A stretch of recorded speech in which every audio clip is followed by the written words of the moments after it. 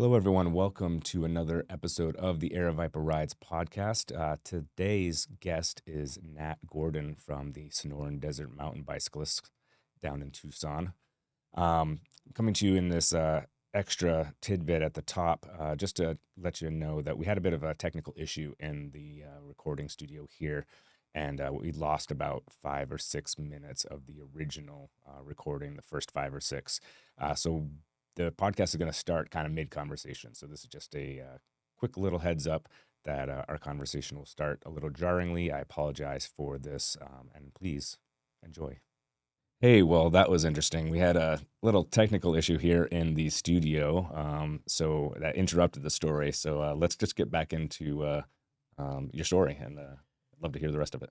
Yeah, so I think we were talking about the early to mid 90s mountain bikes. Yes. And then I was saying my partner Emily and I were over in New Hampshire. Her uncle has a cabin there, and we were getting ready to go out for a gravel ride over nearby in Vermont. And we're unable to find rental gravel bike, mountain bike otherwise. And to tie this into that era of mountain bikes, her uncle had a late 90s, early 2000s Kona in the barn, and Emily wasn't into mountain biking back then and looked at it and was like, I don't know about that thing. I was like, no, this is actually what gravel bikes are basically now, Yep, except it's right. flat bar, and pumped the tires up, made sure it shifted, and we took it out over to Vermont, and she had a great gravel ride in it and saw how good that steel felt and those flat bars and those old 1.95 by 26 tires. Right. Yeah. That's fantastic. Yeah. Really cool. And remind me just roughly when was this? Like how long ago? This was 2022. Yeah, Okay, so a couple so of years. not too long. Yep. Even though being from the area myself, I'm not so familiar with the gravel aspects of New England. I don't know if you've done too much gravel riding or more mountain, and when you've been back recently, but I know gravel obviously is a huge growth in the sport right now. Yeah. Is it hitting New England too? Quite a Yeah, bit. absolutely. So I'm not any sort of gravel authority, and I tend to actually ride my trail bike on most gravel rides. Okay, Because I always like having it on the downhill, and I'll suck it up on the pace line. sure. But I would say, yeah, actually, Vermont itself, I think there's a couple big gravel events in Vermont. I'm gonna Okay. forget their names right now, and Yeah. there's something like the Vermont 50 or the something 50. Whoever runs that thing is gonna be upset for me for not remembering exactly. But the Right. gravel scene is really big in Vermont, and the mountain bike scene in general, and the trails that are being built there are all excellent. Yeah. Oh, for sure. Yeah. So Yep. yeah, I would say gravel is definitely alive and well from New England, from the folks that I know that are into it. Very cool. Yep. Yeah, when I left Maine in the late 90s also, I'd say the trails were mainly, I think as you had said earlier, they were the snowmobile trails, Mhm. what was left of the snowmobile trail after the snow melted, Yeah. ATV stuff, Sure. old dirt roads, CMP, Yep. power line Sure. trail, Powerline stuff like that. classics. Yeah. Yeah. There wasn't a whole lot of trail building going along unless it was more local, municipal, and it was more not for bikes, right? Right, It was more, right. it was more for hiking and stuff like that. And, we were, given sometimes permission, sometimes not, Yeah. to Yeah. ride once we started riding there. But that was kind of the options that you had, was either just go find something or these municipal trails that were, a 1 mile loop around a pond. Sure. Sure. Yeah. It's come a long way. And then there Yeah. was kind of I would say a next generation of that where like Bradbury Mountain kind of stepped in Right. Yeah. in Freeport, Bradbury Mountain, Maine, for those who don't know what we're talking about. But then I would say what's really blown me away, and we'll start talking about the Sonoran Desert in a minute, but Right. what's blown me away is a place in the greater Portland area in Falmouth is Blackstrap Preserve, which is Okay. in Falmouth, and they've really utilized a lot of slabby granite and loam, and honestly, I would say there's like Canada vibes in those Okay. trails. The Greater Portland NEMBA has done a great job working with Falmouth on that, and then there's really good stuff going on up in all over the state. I don't want to not highlight anyone, but there's Sure. great stuff going on up in Carrabassett Valley as well. Okay. So encourage you to check Have it out to- when you're back. I'll definitely have to Yeah. do some more checking out and not go at Christmas to visit my family, so Yeah. I can actually get out on a bike. Absolutely. Bradbury Mountain has a whole festival there, right? Like a weekend 12 long hours or trip. something. Yep. 12 hours of Bradbury. Yep. Yep. I had looked into that as like maybe a summer trip back. We'll have to include since it'll be right down the street. Yeah. Very nice. Yeah, I think the other thing I was thinking of too, as you were speaking, was of course the ski resorts. That was just starting as a thing in the mid to late '90s, where we could go to Sunday River in the summer, Right. and take the chairlift to the top and ride back down. And those were just getting started as like opportunities as well for all of us. So I know that's something that's grown obviously quite a bit too. Yeah, it went away and now it's come back. And I guess actually I'm glad you brought that up because Mount Abram has got a bike park going now. Okay. And then Sugarloaf built a bunch of trails for the Enduro World Series when they had the stage there. And then I don't know what Sunday River's status is on lift service, but I know Abram is for sure. And a lot of these places on that. Then 2022, I was back in Maine for a few months. I was on a bit of a sabbatical, or I was in New England, and I followed a bunch. There's a really cool event called the Trans New England, which is a blind stage race event. I think it's 5 days and goes through between Maine, New Hampshire, and Vermont. And rides a lot of them are at ski area venues, and some of those venues have even for the event found ways to create new mileage. So it's a real cool thing they've got going. Yeah, very, very cool. Yeah, awesome. Yep. Vibrant scene in New England. That's good. Yep. Well, let's bring it back to Sonora, though. Yeah. Kind of the reason that we did get together. We could probably reminisce about that. Yeah. The good old days. Like, what are you doing? So tell me a little bit about your organization. I know you're new to the president seat, relatively speaking. New president as of late October 2024. But you've been with them for a bit. It's about 3.5 years I've been on the board. I've been volunteering in a significant capacity for going on 5 years. Yeah. I was the development and fundraising chair. Okay. Should I go back and maybe say Sonoran Desert Mountain Bicyclists is the mountain bike and trails advocacy group within the Tucson area. There we go. And we promote sustainable bike-based recreation and trail riding experiences. And we also actively promote mountain biking. We want more people to get into it because we need that so we can keep on having fun and folks to take care of the trails. So we are a 501c3. We have currently about 10 members on our board. We have been in existence since 1998. Okay. I was in the development and fundraising chair before being the president. So I was trying to think about, in the development role, I was thinking about looking at how SDMB is in the current moment and what we want to be, right? Okay. And making sure we're tracking with, how we're running our org, how we're engaging our members and followers, how we're working with the land managers. And then also there's a fundraising aspect to it, which I have been involved in some writing of grants or even working with partners where we've had funding allocated, but making sure that it gets spent or it's deployed. Yep. So that's been pretty cool. I was also in the trail side, though. A project that kind of brought me into the group was there's a mountain range about 2 hours east of Tucson called the Pinaleños Mountains, and Mount Graham is the peak there in a town near Safford. And during the early pandemic, so December 2025, I was in touch with some folks from SDMB and had voiced interest in what was going on out of Mount Graham, and got response from the then president, Evan Pilling, that he was interested in maybe working on the trails out there and reviving some of them. There's a little Civilian Conservation Corps trail network out there, and folks were super eager to go out and do trail work because it's something we could do socially distant. And the Coronado Safford district office out there got us a volunteer agreement to work on trails, and we started, it was 4-ish years ago on that. And then Evan moved on about 2 years into the project, and I took it over fully from him. And then we've worked to revive a trail experience out there called the Graham Cracker, which is a 17-mile with a shuttle, 6,300 feet of descending and 2,500 foot of climbing. Big mountain experience. Yeah. So that kind of brought me in as the trail side. I was doing stuff on the business and organizational side, and then our president of 4 years, and I think VP maybe before that was ready to step down this October. Yep. And I was nominated for the role and elected in. Very good. Yeah. Well, Yeah, congratulations. thank you. Very good. Yeah. So you briefly gave us a description of what the STMB is all about. Mm-hmm.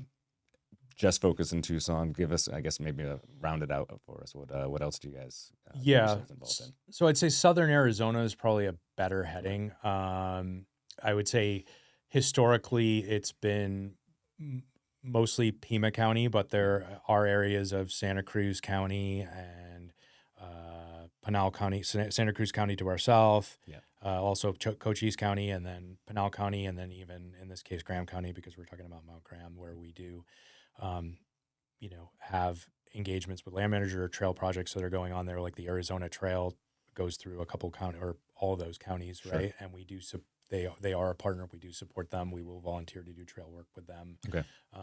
So there's that, and then obviously the different land managers we work with. So to give you a scope, I would say it's about mountain biking and trails in Southern Arizona, and in terms of land managers that we work with, Pima County is probably our number one partner, and then City of Tucson, Coronado National Forest.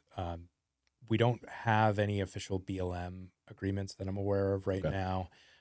And then there's also other municipalities. There's Marana that we partner with, and Oro Valley. Yep.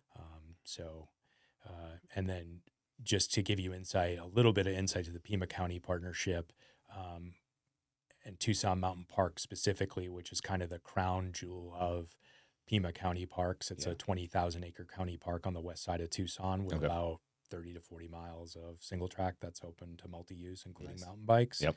And there was massive redevelopment of the trail network, I would say between 2012 and probably 2020. Yep. And SDMB was heavily involved in that. We were helped with the design, the fundraising, the volunteer matching hours. So it's a very close partnership. Like that park for all users, what it is today and what it's become is because of the partnership with SDMB and Pima County. That's awesome. Yeah, That's great. It's pretty cool. Yeah. You guys are really actually quite a fleshed out organization. So not just advocacy, trail building itself, and these partnerships that you're talking about. You've got a number of events that you guys hold annually. Sure. I just got an email a few days ago about your ladies event that comes up, Lucky Ladies. Sure. Tell me a little bit about, since that's the next one on the docket, I guess. Let me talk a little bit about what this event is for the women. Yeah. So that is a ladies skill clinic this Sunday. It's sold out already. Sorry. It is a Sunday. Okay. It is this Sunday. Yep. And that is a part of our outreach diversity inclusion committee, which our VP Ruth Kanyamar runs. And she has been a big proponent of trying to get low-cost skills clinics out to the community to promote riding, get more people involved, and also have the lady-specific clinics to have a space where ladies can focus on building skills with other ladies. So extremely successful. We've partnered with an organization called the Harris Foundation. We received grant money for them to subsidize these courses. And essentially we're able to offer, I think it's a 90-minute skills clinic. This one's beginner this weekend, but we do have offered intermediate as well. Okay. And there are co-ed, but this weekend is ladies. And so essentially if you're a member of SDMB, you get the clinic for $20. Okay. And if you're not a member, you buy a membership for $40 and then it's $20 for the clinic. So we bring you in that way. And it's also been a great generator of new memberships. So it's just been a win-win all the way around. Cool. Yeah. So very cool. Very excited about that. And we actually do have a trail day. It didn't go out in the email. We do have a trail day on Saturday in Marana at the Tortolita Preserve with the town of Marana. So we have some trail brushing going on this weekend too. Very cool. Yeah. Very cool. Yep. This will probably not drop before, unfortunately, with it being that. Yeah. But glad to know. And then so you do these other clinics and trail work though throughout the year, regularly scheduled, or is it kind of like when everyone can get together to do it?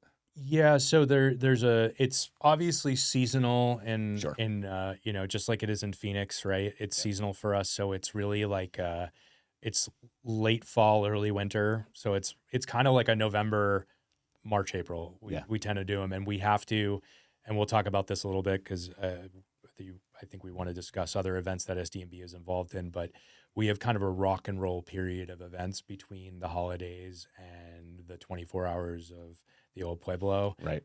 So from like basically between the holidays and events that we have going on, 8-ish days of Christmas, I'll run through these in a minute. Yeah. But November to late February is extremely busy for us. Sure. So we try to like early November have the clinics before we get to Thanksgiving, and then March after we're kind of coming down from the 24 hop. Yeah. That makes sense. That makes sense. Yeah. That's the busy season for everyone around here, right? In the outdoor space. Right. Because if, again, has you're, to be yours. You're as well as enjoying it just Yeah. on a personal level Sure. as many times as you can. Sure. There's, all the things that we both do individually with our organizations, stuff like that. So I get it. That totally makes sense. I just figured since we couldn't really plug, this one may not go out in time for this weekend. We'll try to plug at least some possibly coming up if they are. But obviously, you're saying we're kind of getting towards the end of that active period for you as it gets hotter. Yeah, you just reminded me, thankfully, though, so I don't get in trouble for not plugging it. So we do have another one in mid-April coming up. Check our calendar. I believe it's the weekend of, or mid-April. I think it's like around April 15th or whenever that weekend is. We have a co-ed clinic going out then. Oh, perfect. Yep. Okay. Definitely a busy time of year. So you can count on clinics from us usually in November, December, and March and April. So stay tuned. Very cool. And then let us know what you want because, and by that I mean, we've tended to do beginner and intermediate because those seem to be the most popular, but we are interested in doing an advanced one if there's enough demand. Okay. And we'll plan for that. That's good. Yeah. Very good. So people can just reach out to you directly, or not you directly, but to the organization website or they can hit us on Facebook, Instagram. They can hit us, they can hit us at communications@sdmb.org or president@sdmb.org. Perfect. And we'll get back to you. Become a member. Yes, become a member. Very good. We love the trails. We'd love to have you. Well, I know you have a list of things that you specifically wanted to bring up, and I'm sure I would have gotten around to asking you about a lot of them too. But since you mentioned it, some of the events you do, some other events, non-trail day, non-clinics, but actually like what we would all call an event, the poker ride, right? Things like that. Talk about some of the fun things you guys do throughout the year. Yeah, sure. And I'll kind of give the why to that. So like we haven't had many new trail mileage projects as of recent that require kind of bigger grant writing funding. So the way we are fundraising is through events. Like back to Mount Graham, we didn't really need to do much fundraising for that because there were funds allocated from fire recovery. But one way that when we're not doing grant writing or soliciting donations is to have events and try to make them fun. So monthly, or I'd say every other month throughout the year, we do a Thirsty Thursday, which is a pint night at a local bar. We've got one coming up on March 20th at Button Brew House in Marana, so another plug there. Yep. And then we have our kind of flagship events, and most of those are our legacy flagship events, but there's the 8-ish Days of Christmas, which is a ride series that we're more the orchestrator of, but many of the local ride groups and social groups have rides, and we try to compile those into a blog that we post on our website, and then those rides go on kind of between Christmas and New Year's, and then historically that is culminated with the SDMB poker ride, which some of our longer term board members remind me that used to be just like 30 people kind of hanging out with a 12-pack of beer that went and did a poker ride. And now it's, we've leaned into it a bit, and we have a raffle and we have themed stations. Okay. So to let people know what a poker ride is, essentially we have a 10-mile loop of trail folks ride around, and they stop at these different stations and draw a card. Yep. And they try to get the best of at least the one best 5-card hand. They can get up to 2, and you can mix and match your draw whatever way you want. But then we also have food trucks and people hanging out and selling merch. And then we have a big raffle, which you guys have participated in by donating entries. Thank you so much for that. You're welcome. Yeah. And that really, it's a free event, but people come out and it's BYOB. So we have an alcohol permit. It's legit. But it's BYOB. So people come out and get loose after the ride and enter the raffle. And it's It's a lot of fun. It's a good It's a time. big fundraiser for us, and it's like the SDMB community. It's the SDMB member appreciation event, member and friend appreciation event, but it's also like at the heart and soul of the Tucson mountain bike scene for sure. Very cool. Yeah. Awesome. Yeah. I did want to ask because the Tucson mountain bike scene is definitely, I don't want to say it's blowing up, but it's definitely bigger. It's becoming more of a Yeah. presence. I mean, I think anyone here knows that. Anyone who Yeah. lives, but for Yeah. anybody watching or listening to this, may not think of Right. Tucson necessarily when they think of Arizona. Yeah. I think Arizona in general has it has its vibe, right? The Mhm. mountain bike vibe that it gives off. Yep. Doesn't necessarily speak to Phoenix or Tucson. I think there's other areas that people think about. Again, this Sure. is me thinking what someone else thinks, so who knows what's really. Sure. But no, back to what my thought on Tucson was that NICA's got a couple events down there now. Sure. Yep. Obviously 24 Hop has been there for years. Yep. Zia's got a new Right. race 10 down hours. there. Yep. So there's definitely, there's people looking at it, Yeah. and now people coming into town to check it out, and then hopefully Sure. coming from afar so they can spread the word back out that Tucson's a space to come in and ride. Sure. Yeah, I would definitely feel it's gaining in popularity. I would say, right, there's the new event, the 10 hours of Old Tucson. There's the 24 hours of the Old Pueblo, which I need to elaborate on our participation on that in a minute. We're a big partner with Epic Rides and the 24 Hop. But yeah, that's the oldest, I guess, longest running 24-hour race in the country. Like 3,000 or 4,000 people go to that, Right. And with 2,000 people racing and a couple thousand spectators. Yep. So really, really cool thing. And then I would say the road bike scene, like Tucson's been kind of like the Girona or the Mallorca or something of like American winter training for years.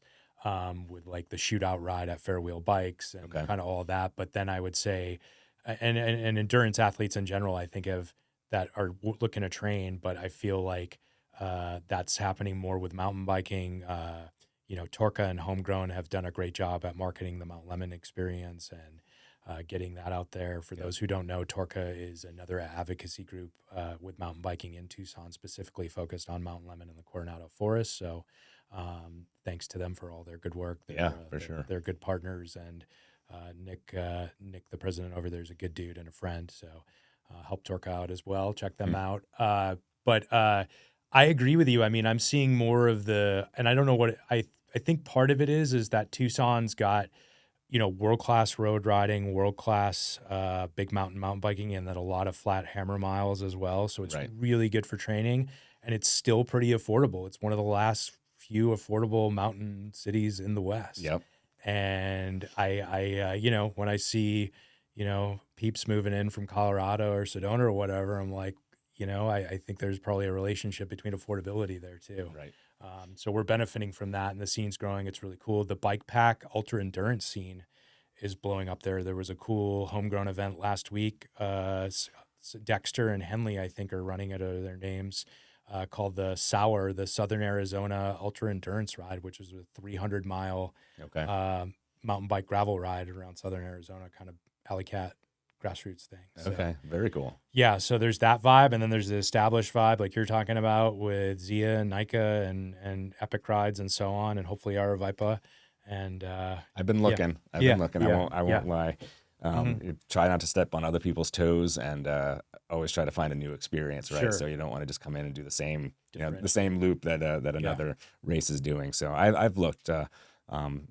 Can't say anything now about it, but you never know. In the future, we'll might debut something down there. Cool. Well, that'd be really cool. It'd be great to see you guys down there. Yeah. So to go back to events, just to round that out, just to kind of let you know what our busy season is like right now. So then we have a pre-event leading up to the 24 hours of Old Pueblo, where we do some trail work out on the course. And then we also have a chili dinner and a camp out. And for folks that are interested in either training or getting warmed up, they've never done it, we'll take them out on kind of guided rides of the course, different skill levels. And then we run the beer garden at the 24 hours of the Old Pueblo for Epic Rides. We do it in partnership with them and Dragoon Brewing and currently, and that's been the case for at least the last 3 consecutive years. The Dragoon's been the partner, and it's outside of like writing for grants or something like that. It's our single biggest fundraiser, so it's a big deal, and we run the whole thing all weekend. It's a lot of fun. It's a good way to participate in an event that Tucson's known for, Southern Arizona is known for, and it's a good way to engage with folks from out of town and locals alike. So Absolutely. but we're 100% volunteer. I guess I should point that out. Nobody's paid, including me. Yep. So we all do this in our spare time. All of us have day jobs unless they're retired, and the people that are retired also like enjoying their retirement. So we all have limited time, right? Right. And it takes a lot to plan events on the side. Yep. Especially one that you need to, like a beer garden for 3 days. We're out there for over 4 days just to get it done. Yeah. Build it up, tear it down, account for everything, get our camping all set up, and then we're working all day making sure the beer's flowing and the merch is selling. So very good. And a huge shout out to Ruth, our VP, because she chairs that event, and she puts her heart and soul into it. Yep. Yeah. Well, I know it's definitely, like you said, a busy time for you, because any of the times that we've chatted, email mostly, but just leading up, like anything from Christmas on, it's kind of like, I can't do it right, can't do anything right now. Just a quick note for this or whatever, because you guys have a huge part in that. And as you said earlier, it's a huge event just overall. So the beer garden is obviously probably one of the bigger spots to make a stop, right? Whether you're racing or spectating, right? Because it's come say hi. Even if you don't drink beer, we will get you a soda water or an NA beer, and we'll hang out and chat. And then in terms of trail days, we also do, so prior to the busy winter event season, we do Brushtober in October, which is usually 3 or 4 trail days around Tucson Trail Networks, Pima County lands, city lands, and that's getting the monsoon overgrowth cleaned up. Community loves that. And then in the summer, we run the late spring through fall, we run Mount Graham days. And like last year we had a lot because we still had a lot of work to do. This year we'll probably do 4 or 5 weekends. Those are campouts with riding. And we historically we've shuttled each other. But I'm working this year to make it one day of work and try to, at least for 1 or 2 events, hire a shuttle.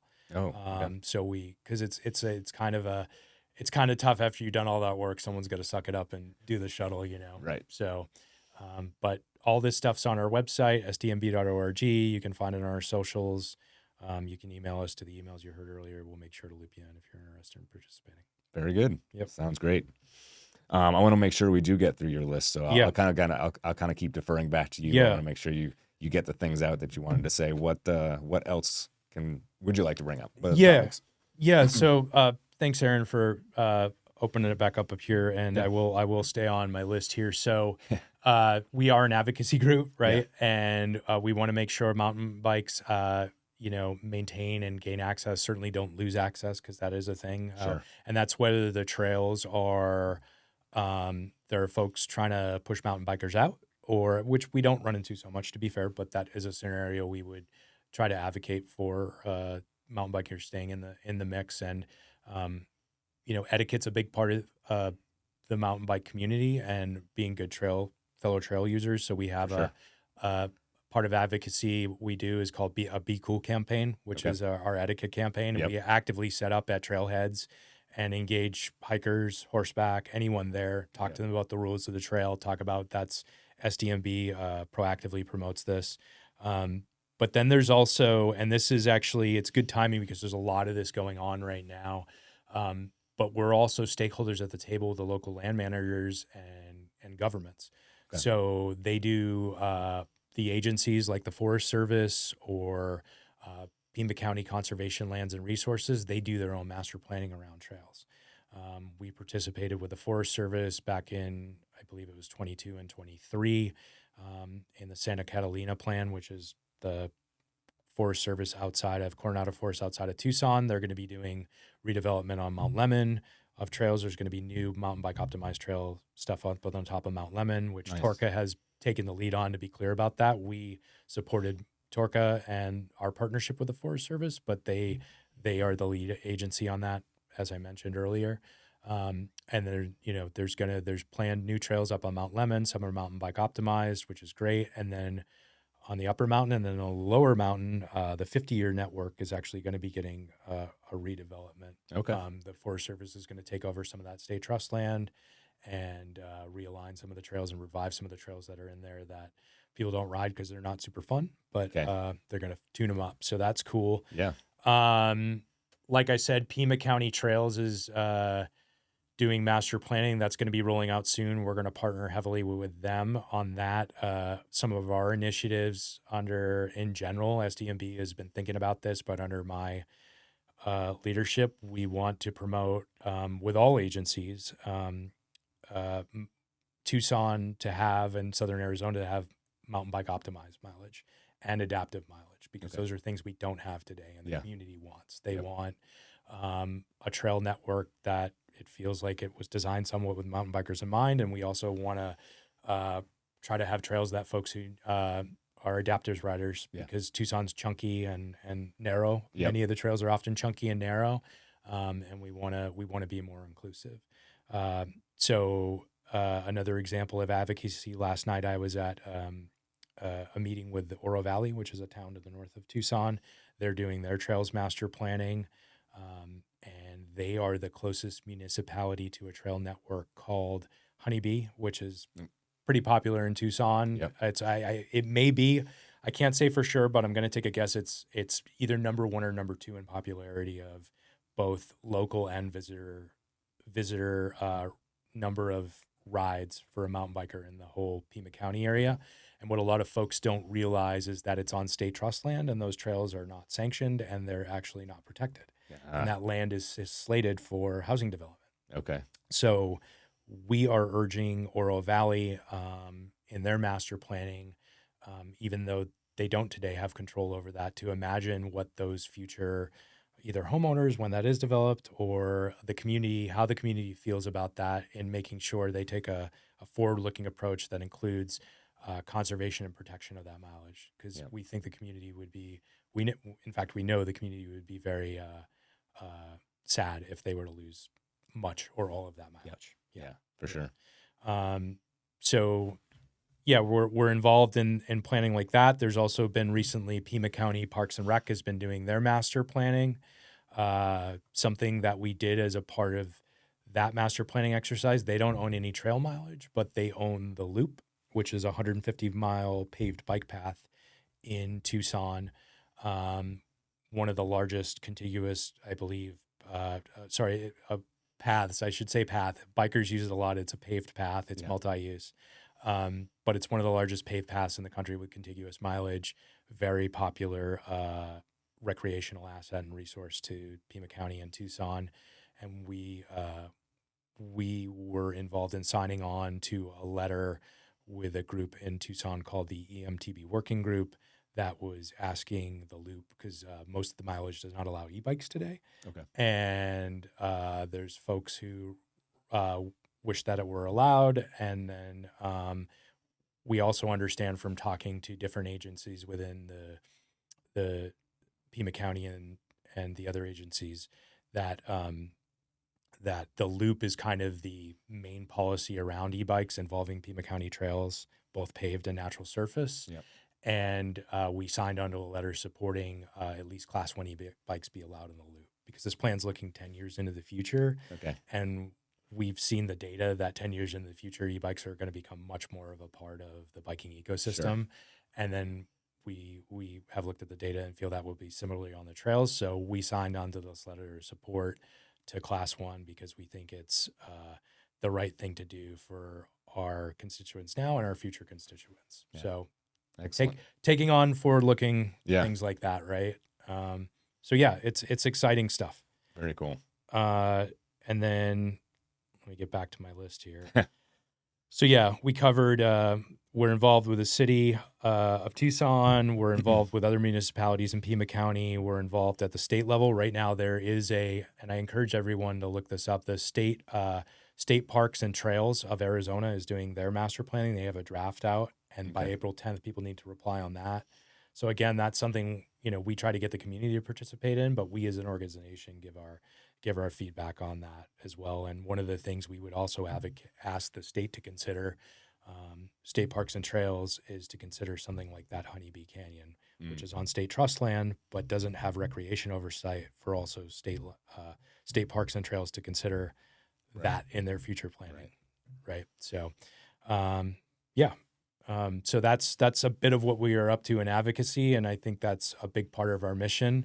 But related to advocacy, but with a, a, a more outreach and inclusion. We have another committee called Outreach, Diversity, and Inclusion, and that's where our clinics come out of to get more people on bikes. Yeah. That's where we're talking with folks from the adaptive community to figure out how we can accommodate experiences for them. We're also partnering with a group called Grow Girl Grow that focuses on getting female youth out onto bikes. And Okay. then we're also starting to talk with a group called Wheel Fun. I'm not sure if you're familiar with them. They're No. based up in Cottonwood or Sedona, and they partner with Trek Bikes to do after school programs. And that's kind of a turnkey solution for a group like ours to lean into. So we're talking with them some and want to help support youth cycling. And then Ruth, from the head of our ODI community, is also involved with a ride group called Fuga in Tucson. And I'm going to mess up the name, but it's Familias Unidas. I'm going to get into trouble for not saying it right. But Fuga is a group that works to get people out on rides in the city and people of color and Okay. so on. So it's a group that promotes diversity in cycling, and we're all about making mountain biking look more like our community and SDMB as well. That's awesome. Yeah. That's Yeah. really good. Yeah.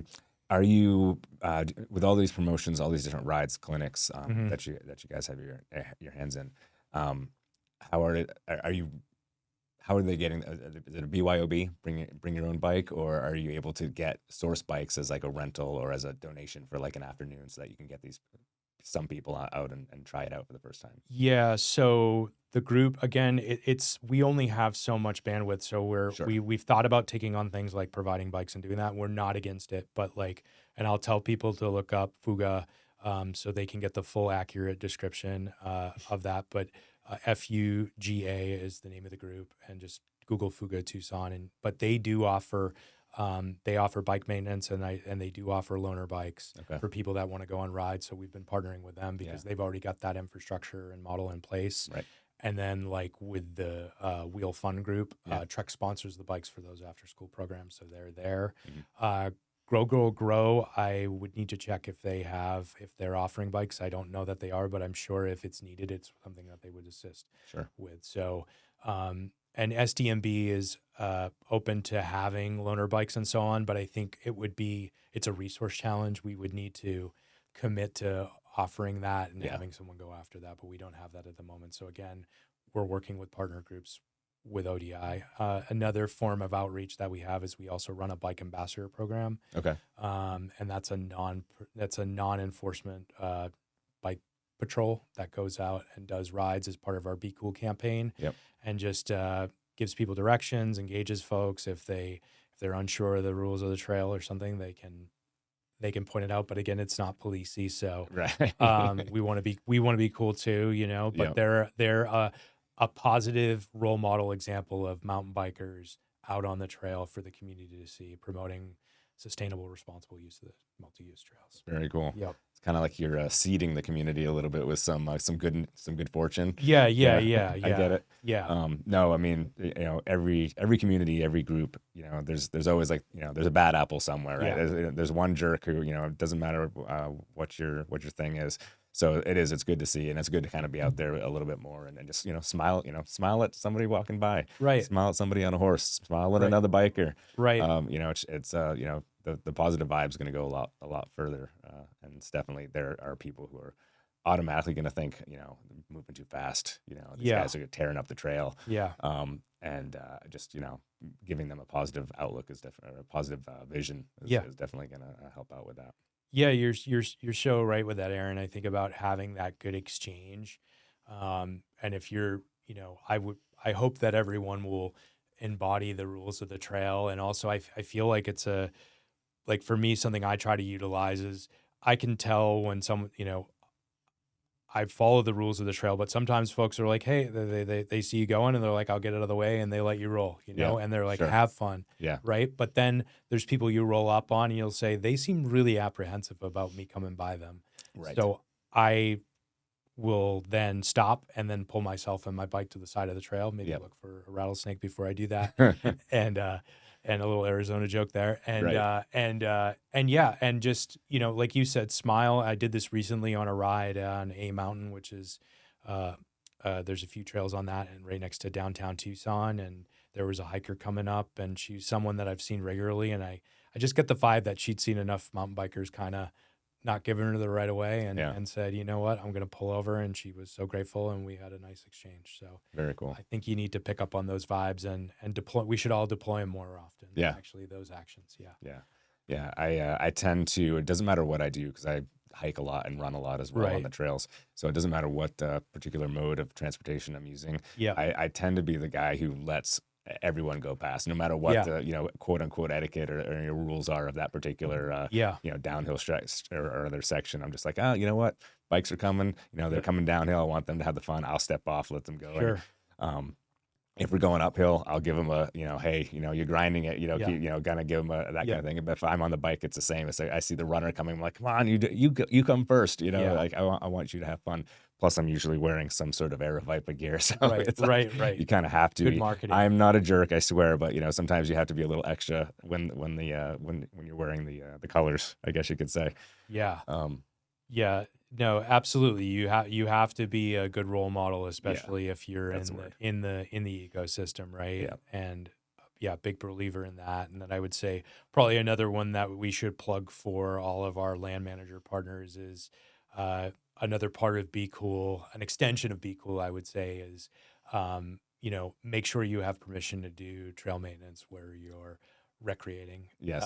Check in with a land manager of the local advocacy group and make sure that it's cool to do that, because we definitely there's always been like kind of trail gnome brushing, but it's I would say the land managers are quite sensitive, because then it can be a slippery slope and they'll see people prying out rocks and doing things like that, and then they're changing the character of the trail, and that's not okay. So definitely check in and ask on that. As gotta preach that as the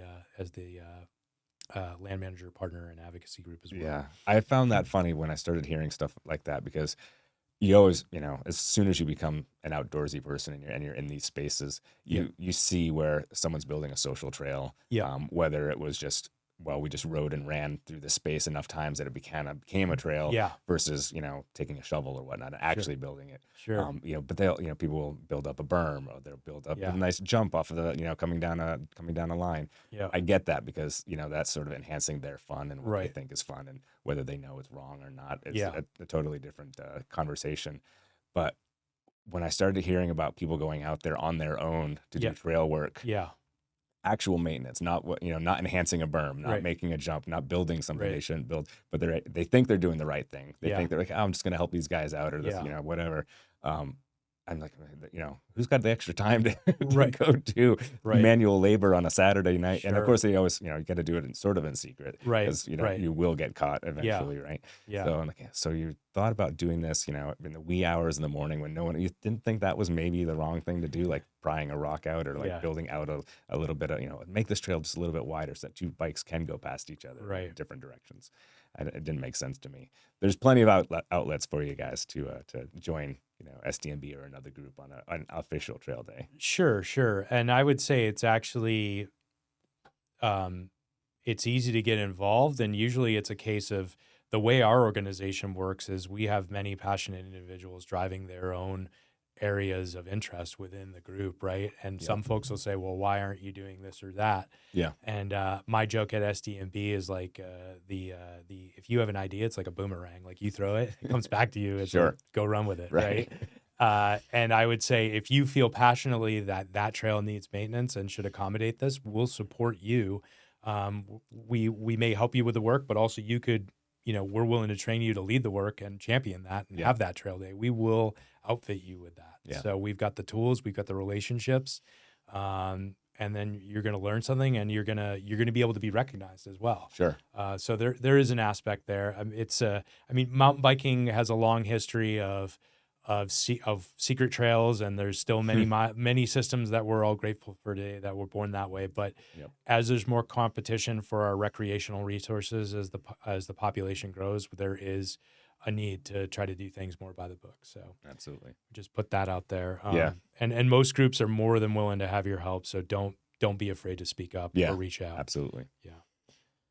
How's our list looking? We're doing pretty well. So in terms of current projects, one that I should bring up that kind of brings a few different themes together around newer trail experiences, outreach, diversity, inclusion. This has happened before, but this has been a project previously of SDMB's, and we've kind of renewed our partnership with the project. We're not really, in the previous iteration, we were kind of the lead on it. Now we're a partner in it, and that is a 100-acre wood bike park in Tucson. Yeah, heard of it. So this is a parcel of land about 100 acres in size. I think it's actually 99.5. I didn't know if that was just a pun on Winnie the Pooh, but I saw the acreage the other day. It was 99.5, and I was like, okay, so it is 100 acres. An actual 100, and it is a pun on Winnie the Pooh. But just north of the Davis-Monthan Air Force Base on Golf Links, which is the boulevard, and then Aviation Bike Pathway is a parcel of about 100 acres that was a bike park that SDMB spearheaded a project on between, I want to say, like maybe 2015 and 2019. Okay. And the project kind of fell apart during the pandemic. Use went way down.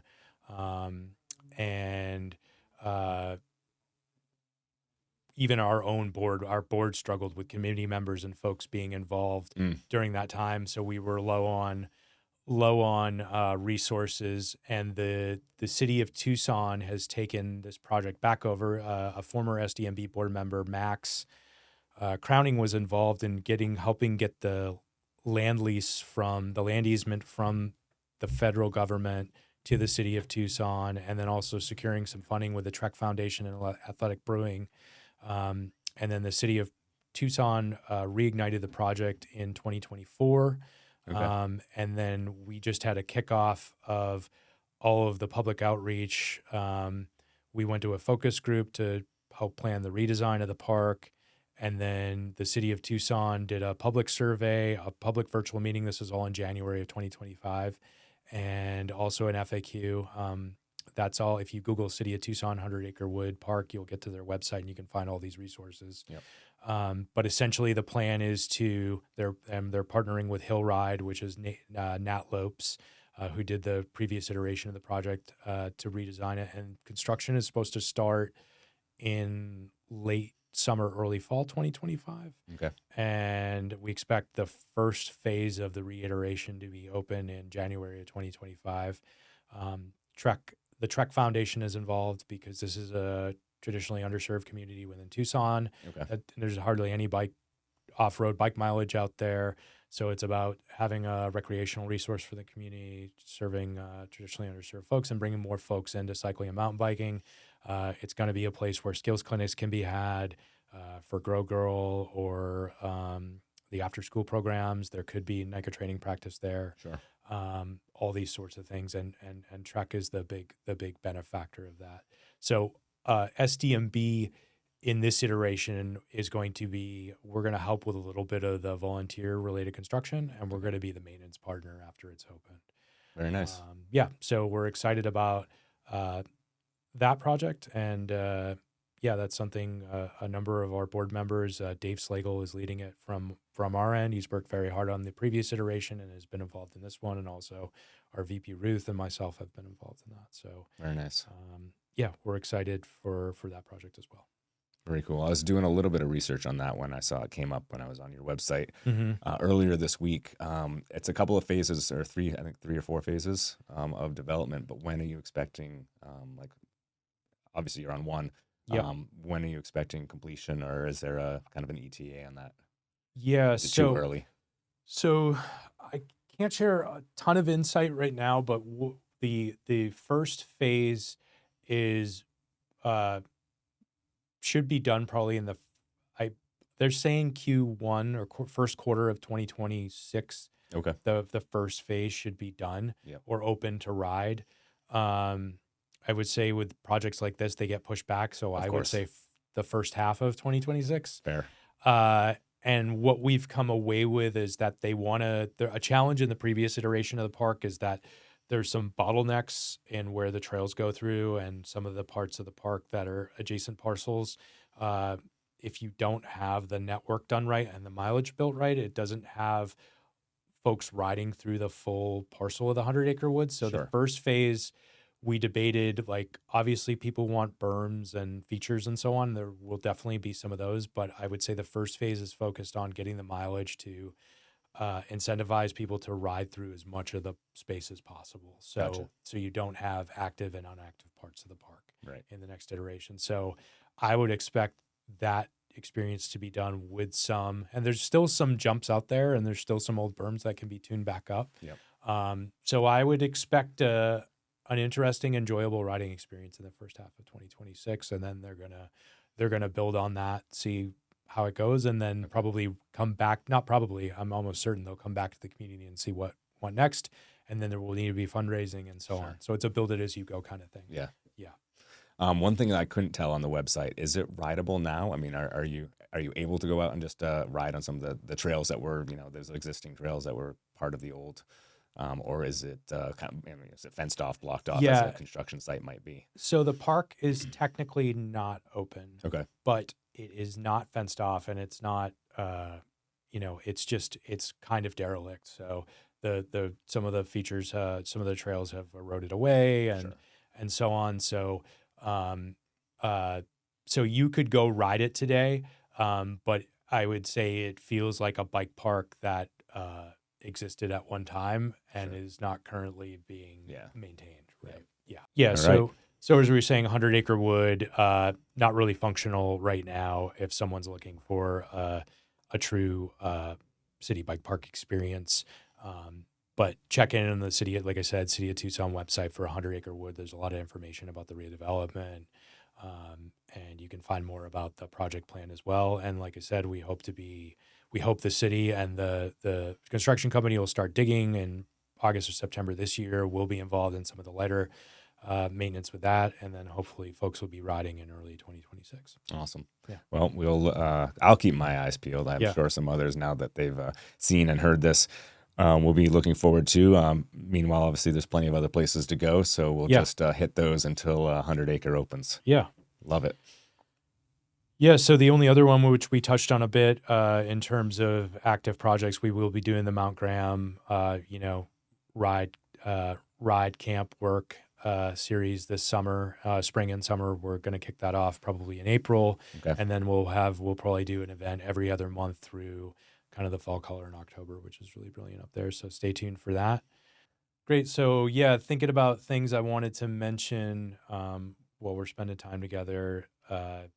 There's trail news in Southern Arizona that's of interest. I was talking to the head of the Arizona Trail Association, actually at the 24 Hours of El Pueblo, Matt, and they're going to be going ahead with putting a bunch of new single track mileage to bypass fire roads down in the Kentucky camp area. They're going to need help with volunteers on that. We're going to try to get out and support them, but I believe it's about a dozen miles of new single track being built in the Kentucky camp area, the Santa Ritas, which is, about 45 minutes south of Tucson. So Arizona Trail fans, Southern Arizona Sky Island Grassland fans, all of that. A lot of folks, I don't know if they know or not, if they're from out of town, but south of Tucson by about an hour, it gets up from 2,500 to like 45 to 5,000 feet. And you have, grassy single track on the flanks of 9,000 foot mountains. It's pretty beautiful. So yeah, definitely stay tuned for that. That's some good news on trail happenings down our way. And then in terms of, I think as we kind of bring our discussion close to a close, want to talk a bit about getting involved with SDMB if you're so inclined. I think the easiest way, if you're not local but you're inspired, or you are local or regional, you can become a member. We do offer some discounts and benefits, like we talked about clinics earlier, and we do have some discounts with local bike shops. but we would ask that you consider becoming a member because you want to support us in the work that we do, Sure. Right. advocating for the trails, trying to maintain access, gain new access, maintain the trails, et cetera, create new riding experiences. But the reason it's important for us to have a quantifiable number of members is that it helps represent how big of an organization we are and how many folks are supporting us when we go to ask for a grant. So when someone's thinking about investing in us or taking us seriously in a project, we can point to that. We have over 300 members, and a goal that I have is to, in the next 2 years, get us to 500. So we would welcome that support. If you feel more inspired, and we hope that you do after listening to me go on for over an hour here, we kind of a gateway to getting more involved with SDMB would be to join a committee, either come out to a trail day, which is part of our Trail Love committee in general, or get involved in one of the committees we've talked about, or we can even create a new committee if there's something you want to go after. Like we offer kind of that umbrella opportunity for advocacy, and we're willing to work with folks if you're passionate about something in mountain bike and trails advocacy.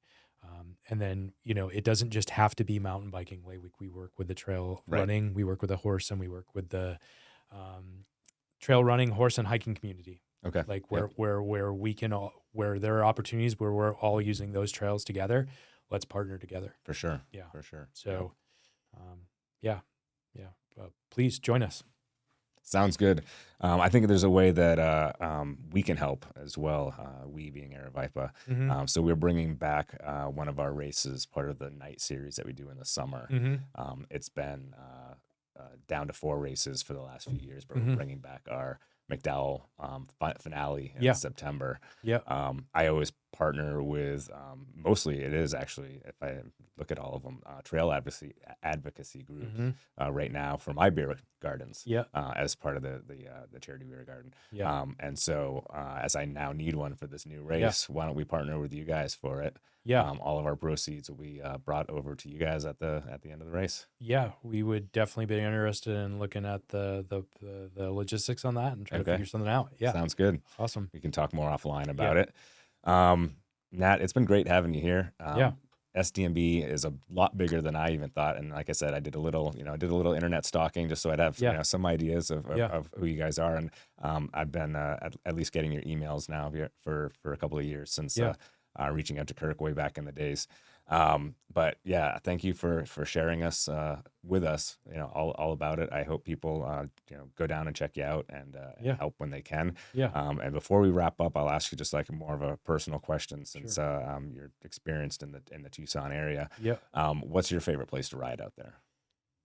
Favorite place to ride in Tucson? Well, I live very close to Tucson Mountain Park. Okay. And I live on the west side, as we call it, and I can ride out to Tucson Mountain Park, which, and we're also close to downtown, so it's nice. If you like, for those that know, Mount Lemmon is about an hour across town almost to get to the base, and or 30, 40 minutes from Midtown. So I really like Tucson Mountain Park, and also there's another park I mentioned earlier, Sentinel Peak Park or A Mountain, which you can kind of combine with Tucson Mountain Park, which brings a little bit more of a gravity enduro aspect with a couple of trails over there. Okay. So those two combined are probably my go-to and my favorite, but I would say I gotta shout this out. Like, those are my favorite and they're my neighborhood, but Mount Lemmon's a big part of why I moved to Tucson. Okay. Like Bugs to Milagrosa is like that's the real deal. Gotcha. Like that's one of the best runs I think in the country. Okay. So it's I definitely have my backyard ride, but Bugs to Milagrosa is as good as it gets, and then I'm equally as passionate about Mount Graham, which we're kind of the gateway to in terms of big cities in Tucson. Yeah. I kind of got that from some of those earlier conversations. Yeah. Excellent. Well, thank you again for coming on. We will have to bring you back, and it won't be 2 years or 3 years down the road, but you'll have to give us some updates on 100 Acre and some of the other trail projects that are going on. For sure, we can get some of that from you, and we'll talk more about my race in the fall. Getting you guys signed on for that as well. But yeah, thanks again for coming out, and appreciate it. Thank you all for listening, taking the time out of your day to check us out, and we'll catch up with you at another podcast. We'll see you. Thank you so much.